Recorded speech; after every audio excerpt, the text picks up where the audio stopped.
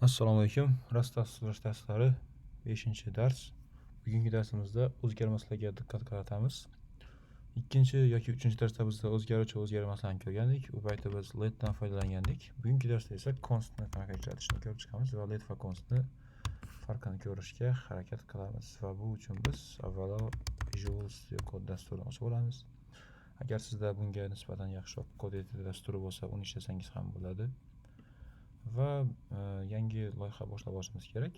Yangi loyihani biz Visual Studio Code'ni o'zidan turib ham boshlasak bo'ladi. Bu uchun terminal ochib olamiz. Visual Studio Code'da bu yerga cargo new misol uchun o'zgarmaslar haqida biz dars bermoqchimiz. Shunga const deb yozsam bo'ladi. Cargo new const deb ochaman. Demak, const nomini ishlatib bo'lmas ekan. Keyin shuni const deymiz yoki cont deymiz. Cargo new cont qildik va bizda cont nomli jild paydo bo'lgan bo'lishi kerak shu yerda. cd cont kirsak, cont nomli jild bizda paydo bo'lgan. Bu yerda endi ochib olishimiz kerak. Va uni ham g'alati joyga tashlab qo'ydik adashmasam. Okey, nima bo'lgan hosilga tushuntiraman. Mayli. Terminal orqali keladigan bo'lsak, bizda pwd nomli kod bor. Bu bizga qayerda o'tganimizni ko'rsatadi. Demak, biz users rezykalni ichidamiz. Va ls orqali bu yerda nima borligini ko'rishimiz mumkin. Bu yerda biz kutayotgan kont bor. Ammo bu jildga biz macOSda, ya'ni mana ishlayotgan tizimda to'g'ridan-to'g'ri kira olmaymiz, lekin terminal orqali bunga kirib turib, uni desktop, ya'ni ish stoliga olib o'tsak bo'ladi va u yerda bundan foydalansak bo'ladi. Bu uchun nima qilamiz? mv, ya'ni move kod orqali o'sha kont jildini desktopga o'tkazamiz. Va ls qiladigan bo'lsak, bu yerda endi kont yo'q va cd desktop qiladigan bo'lsak, bu yerda kont paydo bo'lgan bo'lishi kerak. Ko'rishimiz mumkin, kont bu yerda bor va bizning ishimiz qaysidir ma'noda bitdi. Demak, bu kontni olib turib yoqqa qo'yamiz va hozirgina ochgan loyihamiz bizga ko'rinish beradi. Demak, bu yerda main arrays kodi bor. O'tgan dars 20 daqiqaga cho'zilib ketgan sababi bilgan bo'lsangizlar kerak. Ya'ni fn main asosiy funksiyani ochish esidan chiqib qolgan. O'sha hisobiga kecha darsimiz sal cho'zildi. Bugun esa o'sha funksiyadan foydalangan holatda konstantlarni ko'rib o'tamiz, ya'ni o'zgarmaslarni. Demak, biz let orqali o'zgarish ochishimiz mumkin edi. Misol uchun let greeting hello world deyishimiz mumkin edi va pastda keyin o'sha narsaning natijasini terminalimizga chiqarib ko'rib bilib olsak bo'ladi. Cargo run qilib. Va bizga outputda hello world degan qaytib keladi. Buni salom dunyo qilib olsak ham bo'ladi. Va bu yerda cargo run qilsak, salom dunyo bizga qaytib keladi.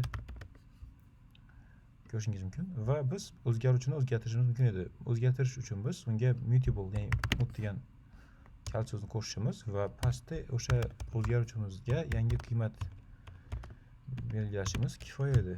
Misol uchun xayr dunyo.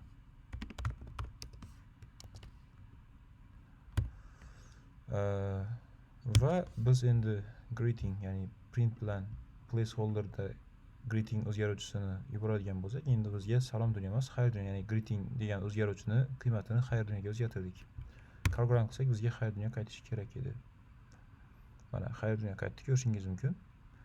Ya'ni biz let bilan o'zgaruvchi ochgan paytimizda uni qiymatini xohlagancha o'zgartirishimiz mumkin va o'zgarmaydigan qilib qo'yish uchun mute ni tashlashimiz kerak va natijada kodimizda xatolik yuzaga kelib, kodimiz ishga tushmaydi. Ko'rishingiz mumkin. Endi letni biz xohlasak o'zgaruvchi, xohlamasak o'zgarmasga aylantira olamiz va letda biz yana bitta narsani ko'rib o'tdik, ya'ni ma'lumot turini berishni ko'rib o'tdik o'tgan darsda. Ma'lumot turini berish uchun biz demak, agar bu matn bo'lgan bo'lsa, str qilib turib, bunaqa ko'rinishda berib ketgan edik, agar esingizda bo'lsa. Bu yerda cargo run qiladigan bo'lsak, yana bizga salom dunyo qaytib kelishi kerak va bizda bu skopda topilmaydigan xabar berildi. Kelinglar, sintaksini bitta ko'rib olamiz. Demak, rastga o'tib turib, yoqdan data typesga o'tsak, bu yerda bor. Demak, str barobar. Uzr, adashib ketibman. Avval o'zgaruvchi nomni yozib, keyin uni str ga to'g'rilash kerak edi. Xuddi mana bu holat. Ya'ni o'zgaruvchi let bilan e'lon qilayotgan paytda o'zgaruvchi nomi, keyin 2 nuqta, keyin o'zgaruvchining turi yozib turib, barobar bilan qiymat beriladi. Biz hozir testkasini qilib qo'yganmiz, shunga ishlamadi. Xo'p, ko'rishimiz mumkin, bizda salom dunyo qaytib keldi. Ya'ni let bilan biz xohlasak o'zgaruvchi, xohlamasak o'zgarmas qilamiz. Va letda biz o'zgaruvchini turini xohlasak beramiz, xohlamasak bermaymiz. Kodimiz ishlayveradi. O'zgaruvchi turini bersak ham, bermasak ham. Bugun ko'radigan narsamiz o'zgarmas constda esa biz o'zgarmas turini to'g'ridan to'g'ri berib ketishimiz kerak bo'ladi. Va bu yerda tavsiya etilayotgan kodni ko'rishingiz mumkin. Ikkinchi muhim jihat bor. Demak, birinchi muhim jihat constda o'zgarmas turini berib ketish shart, bo'lmasa ishlamaydi. Ikkinchi tavsiya qilinadigan narsa, bu endi talab emas, tavsiya. O'zgarmas nomini katta harflar bilan yozish tavsiya etiladi, ya'ni uppercase bilan. Masalan, tishlar soni nomli o'zgarmas javobi va buni turi albatta integer bo'ladi, ya'ni butun son bo'ladi. Va tishlar nechtaligini bilsak kerak, 32 ta bo'ladi.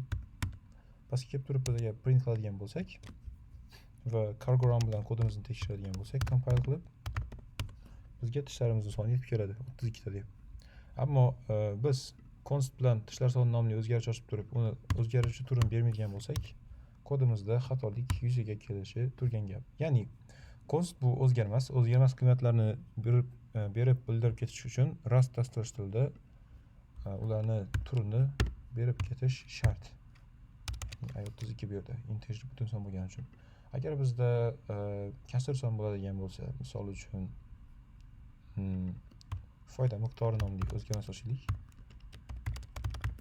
Va uni endi foizda emas, nima deymiz? Kasr sonda bermoqchimiz. Misol uchun 99.3% demoqchimizda, 99.3 demoqchimiz. Xuddi shu holatda biz integerni berishimiz mumkin. Foyda miqdori. Xo'p, bu yoqda endi foyda miqdori o'zgaruvchisini berishimiz kerak, o'zgarmasini. Demak, olib turib foyda miqdori va pastga kelib turib biz kalkulyator qilsak, kodimiz ishga tushadi. 99.3. Va biz bu yerda butun son yozgandan keyin bu yoqqa matn ham kirita olmaymiz. Hello world desak, misol uchun bizga xatolik qaytib kelishi turgan gap. Sabab biz tur sifatida bu yerda kasr sonni berdik. Agar butun son bo'lsa 32, agar matn bermoqchi bo'lsak str, albatta oldida ampersand bo'lishi kerak. Xuddi shu holatda biz matnni chiqara olamiz. Agar bitta harf bermoqchi bo'lsak, o'zgarmas sifatida, misol uchun sevimli harf nomli o'zgarmas ochmoqchimiz. Sevimli harflar emas, sevimli harf, ya'ni bitta harf. Bunaqa holatda biz char deb belgilaymiz o'zgarmas nomini va bu yoqda biz bitta qiymat berishimiz kerak, ya'ni bitta harf. Va o'zgarmasda o'zgarmas bo'lsin, xoh o'zgaruvchi bo'lsin, karakter, ya'ni belgi bermoqchi bo'lsak, buni yakka tirnoq ichiga yozishimiz kerak bo'lar edi, agar esingizda bo'lsa. Demak, shu ko'rinishda beramiz va biz bu yoqqa uni chiqarishimiz mumkin.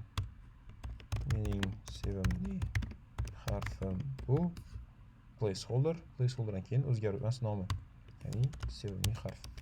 Va pastda cargo run qiladigan bo'lsak, mening sevimli harfim sizga ko'rinish beradi. Mening sevimli harfim bu M.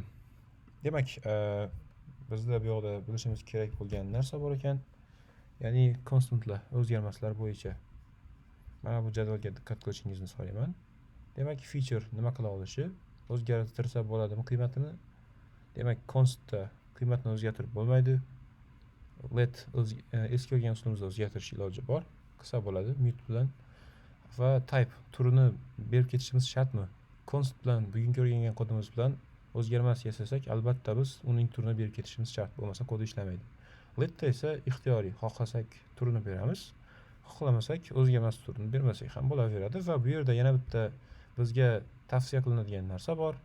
Bu narsa const bilan berilayotgan o'zgarmas turlarining nomini katta harflar bilan yozish tajribasi. Kichkina yozsa ham ishlaydi, lekin katta bilan berish tavsiya etiladi. Ya'ni kodni o'zingiz taftish qilayotgan paytingizda uning ichidan o'zgarmaslarni, agar u e'lon qilinmay to'g'ridan to'g'ri ishlatilayotgan bo'lsa, u o'zgarmas emasligini shundan ham bilib kelsangiz bo'ladi va bu jamoaviy loyihalarda sizga as qolishi mumkin. Constda demak type tur berilishi shart. Va constni e'lon qilish uchun constni o'zini yozib, o'zgarmas nomini yozib, uning turini yozib, barobar bilan unga qiymat berish kifoya. Bugungi darsimiz shundan iborat edi. Assalomu alaykum va rahmatullohi va barakatuh.